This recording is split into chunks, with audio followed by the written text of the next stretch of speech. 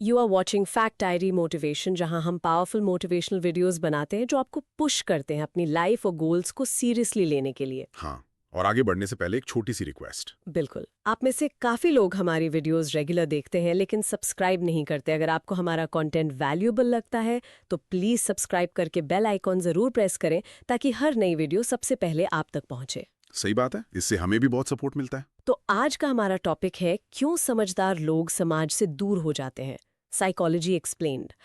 इसको समझने के लिए एक सिचुएशन इमेजिन कीजिए। अच्छा, कैसी सिचुएशन? मान लीजिए रात का वक्त है, आप अकेले बैठे अपने फोन पर स्क्रॉल कर रहे हैं और अचानक दिमाग में एक पुराने दोस्त या किसी कॉलेज रूममेट का ख्याल आता है। हाँ, वो एक इंसान जो ग्रुप में सबसे शार्प होता था, है ना? उसका वो पुराना कॉलीग। जो हमेशा पहले ही बता देता था कि कौन सा नया प्रोजेक्ट फेल होने वाला है। हाँ, वो भी तब जब बाकी लोग बस शुरुआत का जश्न मना रहे होते हैं। लेकिन जब आप उस इंसान को इंटरनेट पर ढूंढने की कोशिश करते हैं तो वो कहीं नहीं मिलता। गायब, पूरी तरह से। बिल्कुल, ना लिंक्डइन पर है ना इंस्टाग्राम पर। वो फेल नहीं हुआ, नहीं उसको कोई बर्नआउट हुआ, पर वो चुपचाप इस दुनिया की नजरों से, इस शोर शराबे से गायब हो गया है। और लोग क्या सोचते हैं पता है? लोगों को लगता है कि उस इंसान ने हार मान ली है। राइट। दुनिया को लगता है कि ऐसे लोग हार मान गए हैं, लेकिन असली रीजन कुछ और है। और आज हम उसी रीजन पर बात करेंगे, क्योंकि देखो ये कोई हार नहीं है। ये असल में एक बहुत ही गहरा साइकोलॉजिकल पैटर्न है जो हिस्ट्री में बार बार देखा गया है। तो इस पैटर्न की शुरुआत आखिर होती कहाँ से है? मतलब ये लोग शुरू से ऐसे तो नहीं होते। नहीं, बिल्कुल नहीं। अगर आप देखें तो अपने 20s में ये स्मार्ट लोग बहुत एम्बिशियस होते हैं। हाँ, स्कूल और कॉलेज में हर डिबेट जीतना चाहते हैं। एग्जैक्टली पर 30 या 40 की उम्र तक आते आते उनकी दिशा बदल जाती है। इसको समझने के लिए हमें कार्ल जंग की एक थ्योरी देखनी होगी, जिसे कहते हैं pre installed script. Pre installed script, जैसे नए फोन में पहले से एप्स आती हैं। हाँ, बिल्कुल वैसा ही। जंग कहते थे कि हम सब एक प्री इंस्टॉल्ड स्क्रिप्ट के साथ पैदा होते हैं।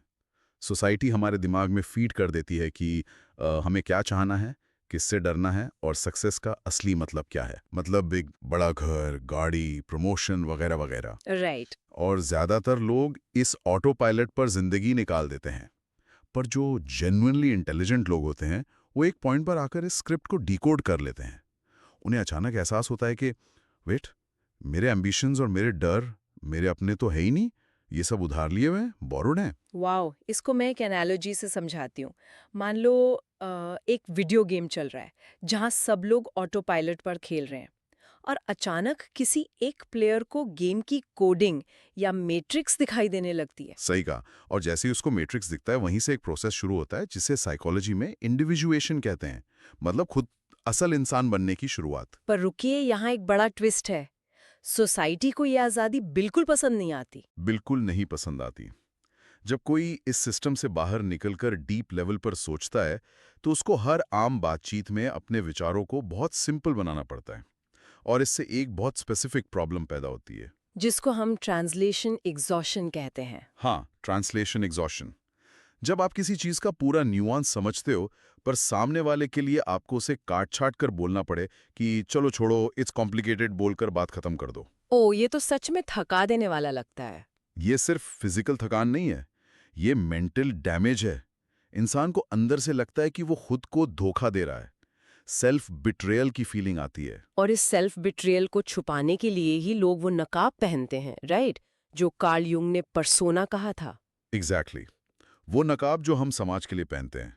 पर समझदार लोगों के लिए ये पर्सोना बहुत जल्दी दमघोटू यानी सफोकेटिंग हो जाता है। डिस्कस हो रहा है कोई नया स्ट्रैटेजी और आपको साफ दिख रहा है कि ये फेल होगा, पर आप बोलते नहीं हो। क्योंकि पिछली बार जब सच बोला था तो लोगों ने आपको नेगेटिव या नॉट अ टीम प्लेयर बोल दिया था। तो इस बार आप चुप रहते हैं और 6 महीने बाद जब प्लान फेल होता है तो आपके अंदर कुछ टूट जाता है। सही बात है। वो जो असली सेल्फ है और सोसाइटी द्वारा अलाउड सेल्फ है, उनके बीच का गैप इतना बड़ा हो जाता है कि इंसान ऑटोमेटिकली खामोश हो जाता है। और यही लोग मिस कर देते हैं कि अत्यधिक होशियार लोग बिना कुछ किए ही बस अपनी मौजूदगी से दूसरों को एक्सपोज कर देते हैं। हाँ, और यहाँ से आता है सबसे बड़ा ईगो ट्रिगर। मतलब देखो, जब कोई फिजिकली बहुत स्ट्रांग इंसान सामने आता है या कोई बहुत अमीर इंसान दिखता है ना? हाँ, जिम जाएंगे, मेहनत करेंगे। पर जब कोई उनसे बेहतर सोचने वाला सामने आता है तो उनका ईगो हर्ट हो जाता है। ऐसा क्यों? क्योंकि इंटेलेक्ट सीधे आपके वर्ल्ड व्यू पर अटैक करता है, आपकी पूरी रियलिटी हिला देता है। और ईगो इसको बर्दाश्त नहीं कर पाता। इसे जंग ने शैडो प्रोजेक्शन कहा था। शैडो प्रोजेक्शन यानी अपनी कमजोरियां उस स्मार्ट इंसान पर डाल देना। एग्जैक्टली। लोग अपनी इनसिक्योरिटीज उस पर थोप देते हैं। बोलेंगे, अरे ये तो बहुत ओवरथिंकर है, या इसमें इमोशनल इंटेलिजेंस की कमी है। बस उसे डिसमिस करने के लिए। और हिस्ट्री इस बात के प्रूफ से भरी पड़ी है। आप सोक्रेटिस को देख लो। उन्हें तो जहर दिया गया था सिर्फ सवाल पूछने के लिए। सही बात है, उन्होंने सिर्फ सवाल पूछे थे, पर सिस्टम उनके सामने खोखला साबित हो रहा था।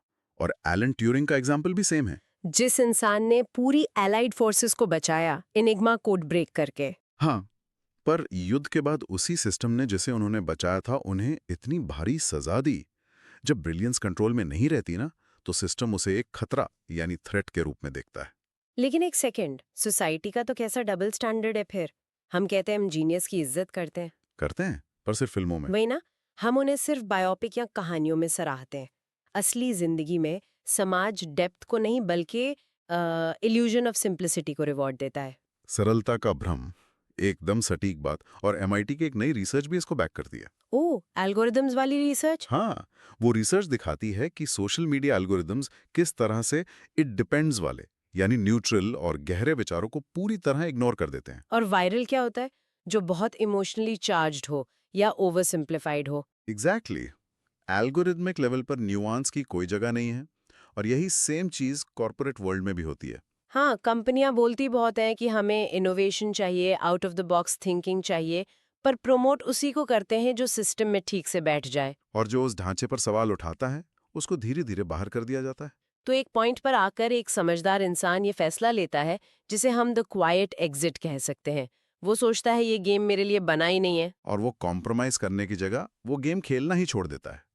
इसका सबसे बड़ा एग्जाम्पल मैं बताऊं, ग्रिगोरी पेरेलमैन। वो रशियन मैथमेटिशियन जिन्होंने दुनिया का सबसे मुश्किल सवाल सुलझाया था। हाँ, उन्होंने सदियों पुरानी प्रॉब्लम सॉल्व की। पर जब उन्हें मैथमेटिक्स का सबसे बड़ा अवार्ड, फील्ड्स मेडल और $1 मिलियन का प्राइज ऑफर हुआ, तो उन्होंने वो दोनों ठुकरा दिए। लोग तो उन्हें पागल समझने लगे थे। पर वो पागलपन नहीं, वो क्लैरिटी थी। पेरेलमैन को पता था कि अगर उसने वो पैसे और सम्मान लिया तो सिस्टम उसे अपना एक प्रोडक्ट बना देगा। PR इवेंट्स, मीडिया, उनकी असली आइडेंटिटी खत्म हो जाती हो। उसने अपनी आइडेंटिटी बचाने के लिए दुनिया का शोर छोड़ दिया।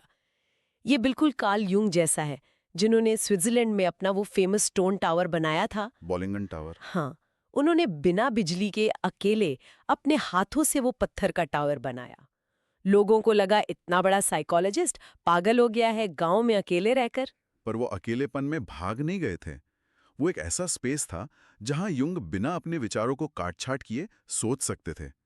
उस शांति में ही उन्होंने साइकोलॉजी के सबसे बड़े आइडियाज बनाए। यानी अकेलेपन को फेलियर नहीं, क्रिएशन का सोर्स मानना चाहिए। जैसे आइजैक न्यूटन भी गांव गए थे जब प्लेग फैला था, राइट? हाँ, और वहीं उन्होंने कैलकुलस इन्वेंट किया।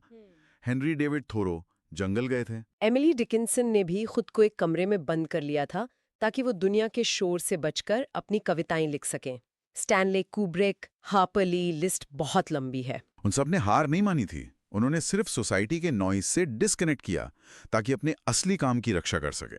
तो देखिए, अगर आपको भी आजकल लोगों से दूर जाने का या कॉन्वर्सेशन से डिस्कनेक्ट होने का मन करता है, तो याद रखिए आप टूट नहीं रहे हैं। बिल्कुल नहीं, ये आपके माइंड का सिग्नल है। हाँ, ये सिग्नल है कि आपको काम करने के लिए अपनी असली डेप्थ और अपना एक पर्सनल स्पेस चाहिए। बस आपको खुद से एक सवाल पूछना है, क्या आप जानबूझकर कुछ नया बनाने यानी क्रिएशन के लिए दूर हो रहे हैं, या सिर्फ शोर से डर के भाग रहे हैं? अपना टावर खुद बनाइए, क्योंकि जो लोग इस दुनिया के शोर से गायब होने की हिम्मत रखते हैं, असल में वही लोग दुनिया बदलते हैं। दुनिया को आपकी डेप्थ समझने में थोड़ा वक्त जरूर लगता है, पर एक ना एक दिन वो कैचअप कर ही लेती है। तो आज का डीप डाइव यहीं खत्म करते हैं। अगर इस डिस्कशन ने आपको डीपली टच किया है तो लाइक, शेयर और सब्सक्राइब जरूर करें। और अपने थॉट्स कमेंट्स में जरूर शेयर करें। अब एक छोटा सा सवाल आपके लिए, आप ओवरथिंकर हैं, यस या नो? कमेंट्स में अभी बताएं।